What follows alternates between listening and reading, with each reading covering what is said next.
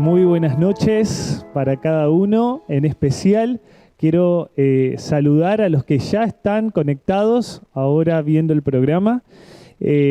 Tenemos allí algunos comentarios. Saludamos a Tatiana, ¿sí? Como bien decía Gise desde el principio.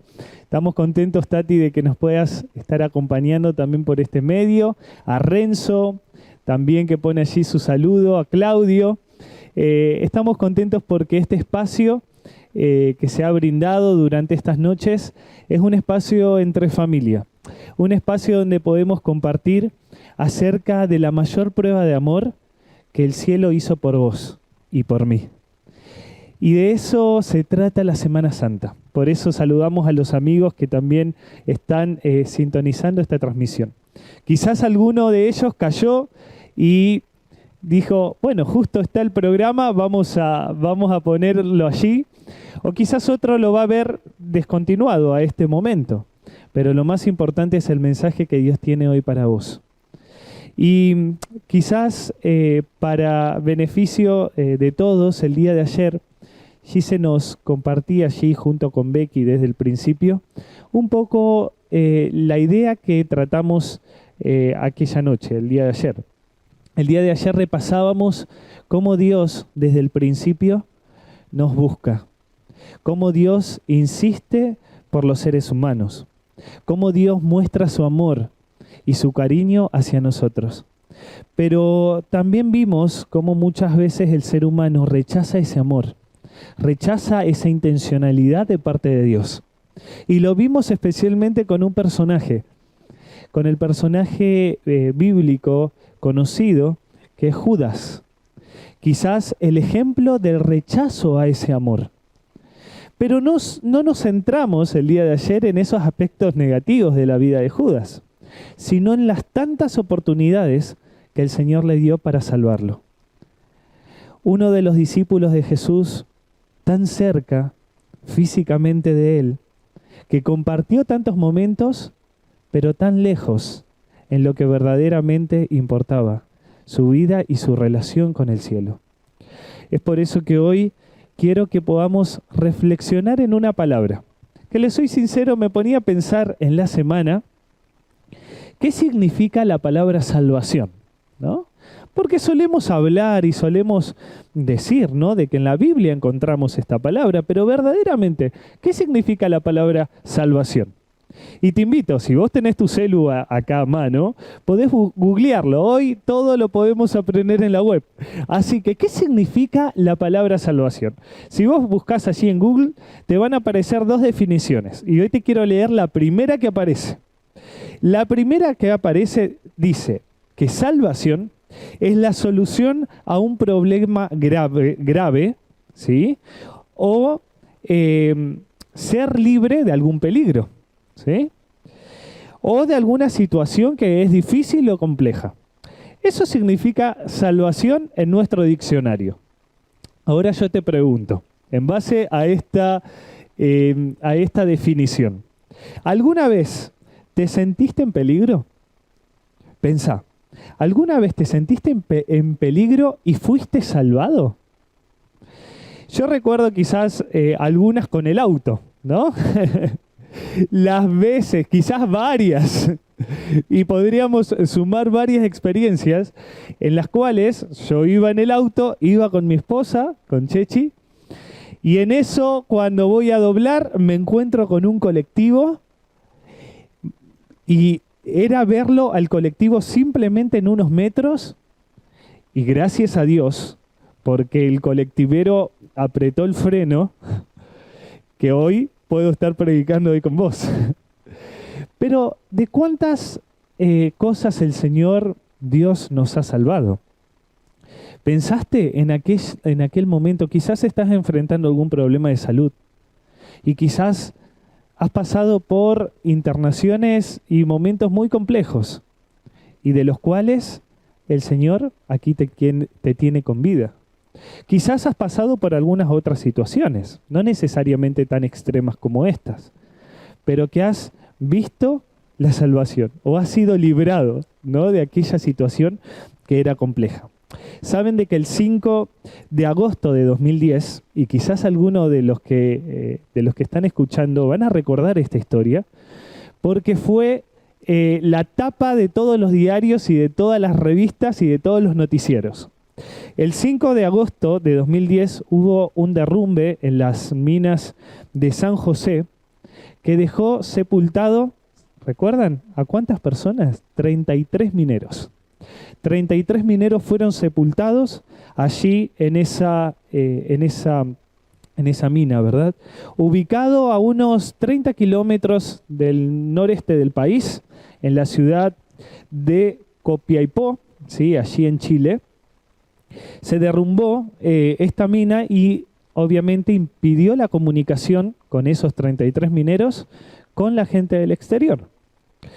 Y seguro recordarás, yo me acuerdo que era joven por allí, más joven que ahora, y recuerdo que esta noticia a mí me había dejado impactado. Cuando yo vi, digo, 30, imagínate, primero me proyectaba y me agarraba la empatía, ¿no? Es decir, me imagino en una mina encerrado, en un lugar, en un hueco todo oscuro, sin celular, sin acceso a comunicación con los de afuera. Pensar en la familia, ¿no? ¿Qué va a pasar? Encima somos un montón. La desesperación, la angustia que habrán sentido esas 33 personas allí encerradas. Dice de que apenas pasó este incidente, se comenzaron a tomar algunas acciones, un plan rescate. Pero ese plan rescate costaba mucho dinero. De paso, Chile, y recuerdo las noticias, tuvo que pedir auxilio a otros países para poder costear ese rescate. 17 días después del hecho, recién gracias por una sonda muy fina que se metió, se pudo recibir un retorno de aquellas 33 personas. Y ese retorno era, estamos bien en el refugio los 33. ¡Wow! Esa noticia fue impresionante. 17 días habían pasado desde ese hecho.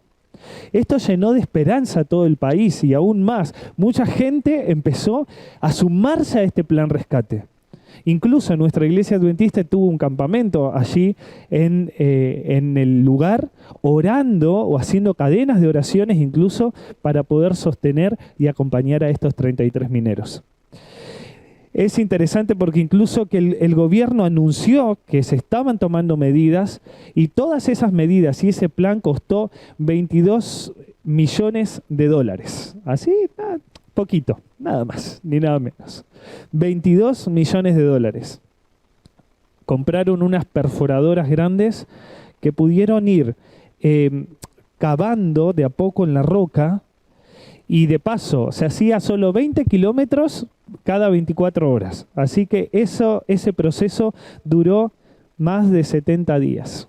70 días fueron aquellas personas allí encerradas en esas condiciones, en esa mina, ¿no? Y quizás, de alguna manera también, la historia cuenta que hubo un rescatista que arriesgó también su vida para meterse en la mina luego de hacer esa perforación y así poder rescatar a toda esa cantidad de gente. Y es inevitable pensar en cómo esta historia se asemeja a lo que Jesús hizo por nosotros, ¿verdad? El gran rescatista. Es inevitable pensar cómo Él hizo esto para salvarnos. Cómo incluso vemos en la Biblia que la caída del hombre en pecado fue una tragedia.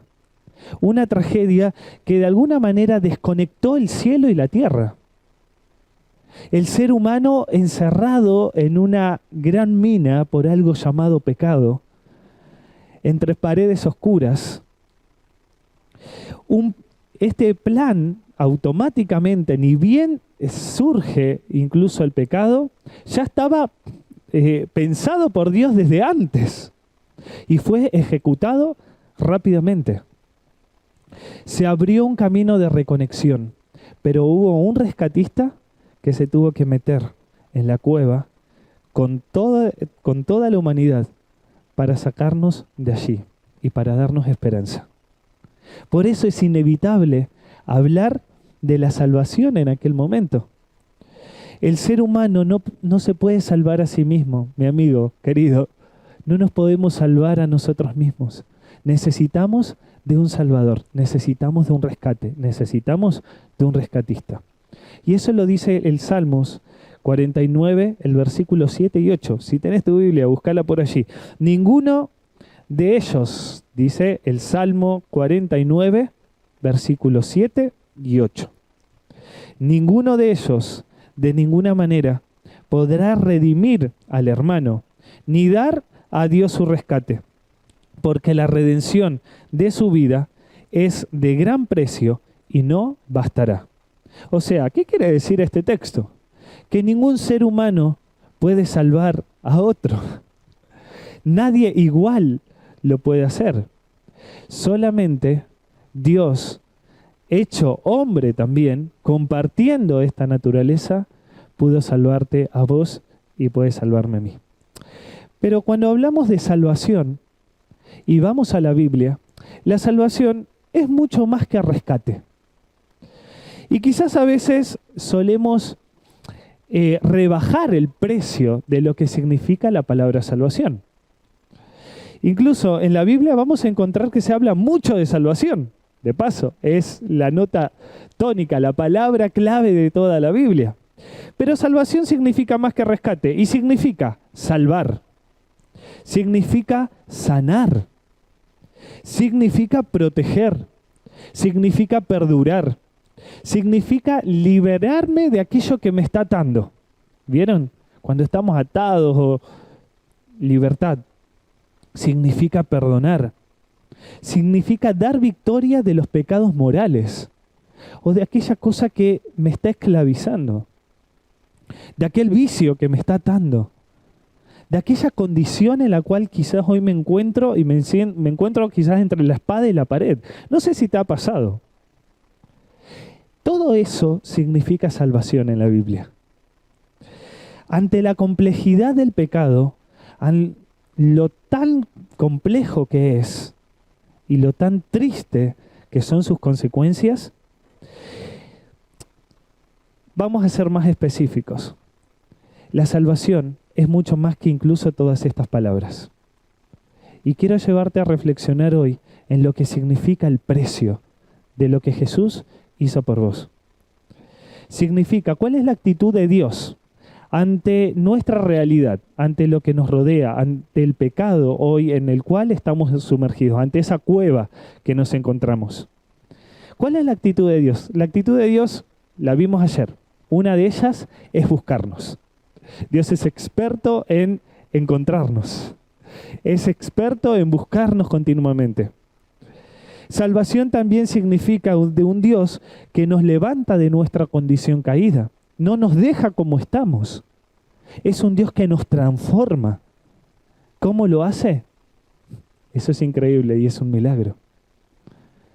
Y quizás hoy estoy hablando para muchos que han sentido ese cambio, ese fuego en el corazón, esa motivación para buscar algo trascendente.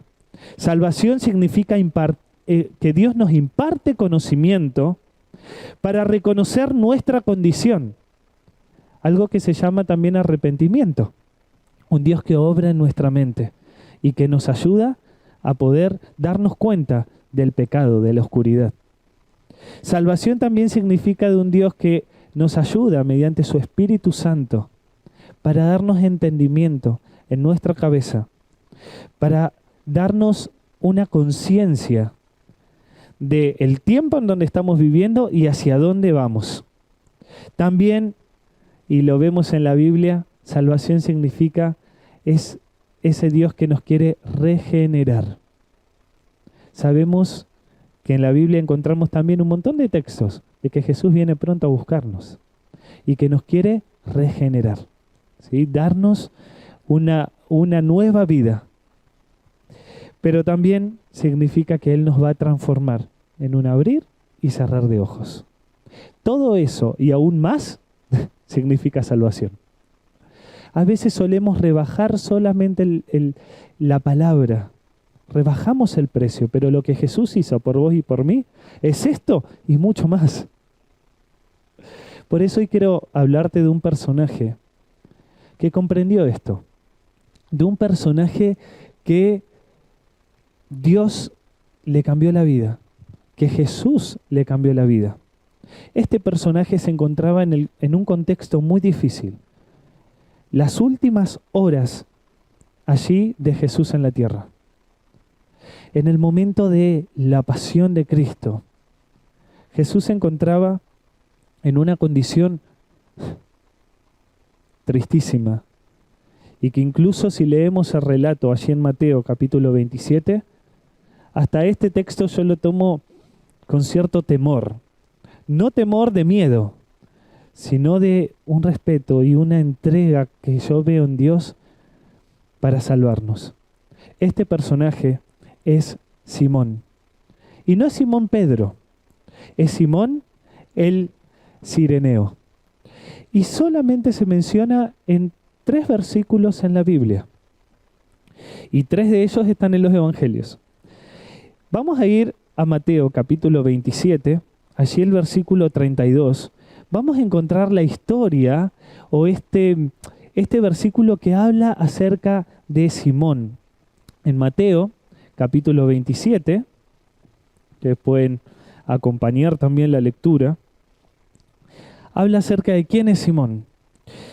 Versículo 32 dice: al salir hallaron a un cireneo, o de Cirene, ¿sí? del lugar donde era, llamado Simón, y lo obligaron a llevar la cruz. Eso nos dice allí Mateo. Hay otro versículo, y si me acompañan allí a Marcos, o el otro evangelio, vamos a ir a Marcos, capítulo 15, versículo 21. Marcos, capítulo 15, versículo 21. Nos va a dar un poquito de más datos acerca de este personaje. Y dice lo siguiente: obligaron a un hombre, atención a las palabras, obligaron a un hombre que pasaba, Simón Cireneo, padre de Alejandro y Rufo, que venía del campo, a que llevase la cruz de Jesús. Unos datos más, ¿sí? Se le agregó un poquito más. Vamos a ir a Lucas. Lucas, capítulo 23, nos va a dar otros detalles más para poder conocer a este hombre. Lucas, capítulo 23, versículo 26. Y dice: cuando lo llevaban, echaron mano de Simón, Cireneo, que venía del campo, y lo cargaron con la cruz para que la llevase detrás de Jesús. Bien, ahora sí podemos conocer a este personaje. Simón, de paso, el contexto más inmediato del capítulo es los momentos más difíciles de la historia de Jesús. Es el momento cuando iba cargando la cruz y cuando había una turba o la gente, entre una mezcla de lágrimas de unos muy poquitos y odio de otros, Jesús transitaba, lacerado ya su espalda y partes de su cuerpo, llevando la cruz hacia el lugar donde iba a ser crucificado. El contexto inmediato era acerca de la Pascua, la festividad característica por el pueblo. El momento inmediato era cerca de lo que fue la Santa Cena, cerca de ese Jesús que estaba orando en el Getsemaní. El contexto inmediato de todo este momento fue allí cuando fue librado Barrabás, ¿se acuerdan? Entre Jesús y Barrabás. El pueblo y los dirigentes dijeron Barrabás y fue librado allí. En este contexto de burlas, en este contexto de escarnio hacia Jesús, en este contexto aparece este personaje. Dice allí unas citas que nos ayudan a comprender un poco el estado de Jesús. Dice que la carga del Salvador era demasiado pesada para que él, en su condición débil y doliente, llevase lo que tuvo que llevar. Desde la cena de la Pascua que había tomado con sus discípulos no había ingerido alimento. Jesús estaba sin comer y sin beber. En esa condición se acercaba hacia el lugar de su ejecución. En el huerto de Getsemaní había agonizado en el conflicto, ¿recuerdan? Así que pase de mí esta copa, Señor, pero que se haga tu voluntad. En esta condición dice que la muchedumbre que seguía al Salvador vio sus pasos débiles y tan valientes, pero no manifestó compasión. Y más adelante se dice, entre la turba que le seguía, no había una sola persona que quisiese rebajarse a llevar la cruz. No había nadie en ese momento que quiera auxiliar al Salvador. La cruz era pesada, lastimado, hambriento y aún más que eso, el peso del pecado de todos nosotros. No había nadie en aquel momento. Pero sí apareció Simón. ¿Quién era Simón? Lo leíamos hace un poquito. Primero vamos a sacar algunas características. Simón era de Cirene. Cirene quedaba al norte de África. Si nos ubicamos en el mapa, Jerusalén, África, el norte, en alguna aldea. ¿Qué hacía Simón allí? ¿Qué hacía en ese momento? Quizás algunos dicen que por ser la Pascua, Simón quizás era judío, no lo sabemos. Pero estaba allí en el contexto de la Pascua. Quizás. ¿Qué hacía Simón en ese momento, en ese lugar? De paso, dicen los textos que acabamos de leer que fue una acción forzosa de llevar la cruz. O sea, los soldados allí en ese momento cargan a Simón. Lo ven y automáticamente le ponen la pesada cruz. Simón, de tan lejos, pero tan cerca del Salvador, tan cerquita de él. Simón era papá, ¿no? De paso ahí menciona a sus dos hijos como Alejandro y Rufo, que después vamos a ver un poquito más acerca de ellos. Pero era papá y comprendía. Y dicen que cuando uno es padre comprende más el amor, ¿verdad?, de Dios. Y quizás en ese momento también pudo comprender un poquito más del amor. Venía del campo, ¿sí? Eso dice. Y de paso, dice que es interesante porque él pasó y se encuentra con la escena. O sea, vino en ese momento preciso. No es que Simón estaba acompañando todo el momento o lo que Jesús estaba haciendo. Dice que Simón simplemente llegó en ese momento. Llamó la atención y entró en escena. Y entró también porque lo llamaron a entrar. Otro dato más. Le ponen la cruz de forma hostil. Lo leíamos recién en los textos. Y allí lo dice un poco más Lucas. Dice que le ponen la cruz de una forma hostil. Y si uno investiga un poquito más acerca de eso, dice que de forma que lo lastima. ¿Te imaginas en ese momento, que alguien te tire la cruz pesada que era de Jesús y te lastime? ¿Cómo se habrá sentido Simón en ese momento? Dice que incluso la cruz era pesada.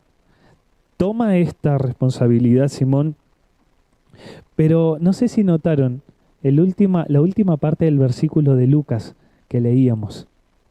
Dice que Simón iba detrás de Jesús. ¿Llegamos a dimensionar lo que significa esto? ¿Llegamos a dimensionar qué significa ir detrás de Jesús? Jesús, el Hijo de Dios, detrás del Ser Todopoderoso, detrás del ungido de Dios, detrás del Creador de este mundo, del que había creado a Simón. Ir detrás de Jesús. En ese momento, ayudándolo, llevando la pesada cruz. Y te pregunto, ¿detrás de quién estás vos? ¿De quiénes estás detrás? ¿Detrás de quién estás caminando? Simón en ese momento pudo ver a su Salvador yendo adelante, llevando su pecado y derramando gotas de sangre por él y por todos nosotros. En ese momento, Simón, el de tan lejos, pudo palpar la sangre de Jesús, el precio de la salvación. Qué privilegio el de Simón. Quizás ese fue su momento, ese fue el momento que Simón pudo hacer un cambio y un clic. Simón dice que tuvo compasión, y eso lo dice el deseo de todas las gentes. Dice que Simón en ese momento y en esa escena tuvo compasión de Jesús. Y que decide tomar de paso la cruz en un sentido de convicción. Y dice que esa oportunidad, gracias a esa oportunidad, él aceptó al Salvador. En ese momento, en el momento de la pasión. ¿Quién se compadeció de Jesús en su angustia? Alguien que no creía en él. Alguien que no había estado cerca de él como parte de sus discípulos. Y quizás hoy estoy hablando para alguien que recién sintoniza la transmisión, que vio luz y entró. Quizás estoy hablando para alguien que no conoce tanto de la Biblia, que no conoce tanto acerca de Jesús. Quizás estoy hablando para algún Simón que recién se encontró con la escena y recién está escuchando o viendo. Pero ¿saben qué? Lo más lindo de esta historia es que Simón, gracias a ese encuentro casual, fue transformado. Por eso si vos hoy estás teniendo un encuentro casual con Dios, podés ser transformado. Dios puede cambiar tu vida.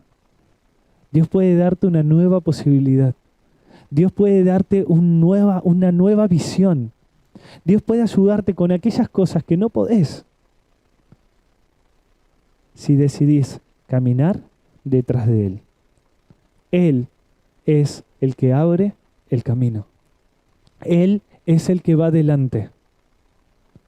Y gracias a su sangre y gracias a lo que Él ha hecho, hoy podés encontrar ese camino que nos lleva ni nada más ni nada menos a lo que hablábamos al principio, la salvación. Este Simón no era un discípulo, encima lo obligaron, pero él levantó su mano y dijo: yo la llevo. Yo llevo la cruz. Todo ese momento fue una bendición para él.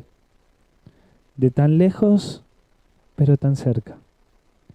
Y es mi deseo que vos, que estás sintonizando este programa, puedas encontrarte cerca de Jesús. En esta Semana Santa. Donde recordamos lo que Cristo hizo por nosotros. No necesariamente la fecha ni el día, porque no lo sabemos. Pero hoy tenés la posibilidad de caminar detrás del Todopoderoso, aquel que puede resolver tu situación. Señor, quiero ir tras de Jesús. Hoy podés tomar esta decisión. Y espero que esa decisión, y sin duda que así lo va a hacer, te va a conducir a la misma salvación. A todas las promesas que están escritas en este libro. A todas esas promesas te va a conducir caminar detrás del Maestro. Quiero orar por vos, para que Dios te pueda ayudar y me pueda ayudar a siempre caminar detrás de Jesús como lo hizo Simón. Oramos. Querido Dios y Padre que estás en los cielos, Señor, gracias por la historia de Simón. Gracias, Señor, porque en tan pocos versículos aprendemos una lección tan grande. Gracias porque nos invitas a caminar detrás tuyo. Gracias porque nos invitas a poder ver en la historia de Cristo nuestra única defensa, nuestra única garantía, nuestro único precio por el cual hoy podemos salir de la situación en la cual nos encontramos. Gracias Dios porque por medio de Jesús te decidiste meter en este mundo para rescatarnos. Gracias Dios porque hoy podemos tener esperanza en cualquier cosa que nos pueda estar pasando gracias a esta promesa. En tus manos nos ponemos en el nombre de Jesús. Amén.